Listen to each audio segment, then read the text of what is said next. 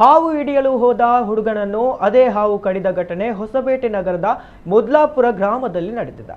ಅಬ್ದುಲ್ ರಜಾಕ್ ಮೃತಪಟ್ಟ ಹುಡುಗ ಹಾವು ಕಚ್ಚಿರೋ ವಿಡಿಯೋ ಮೊಬೈಲ್ನಲ್ಲಿ ಸೆರೆಯಾಗಿದೆ.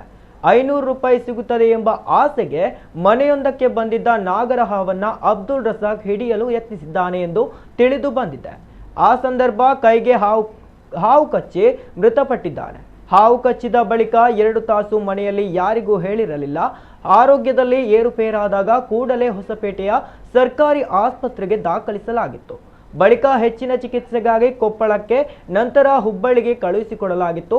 ಆದರೆ ಚಿಕಿತ್ಸೆ ಫಲಿಸದೆ ಬಾಲಕ ಹುಬ್ಬಳ್ಳಿ ಕಿಮ್ಸ್ ಆಸ್ಪತ್ರೆಯಲ್ಲಿ ಮೃತಪಟ್ಟಿದ್ದಾನೆ.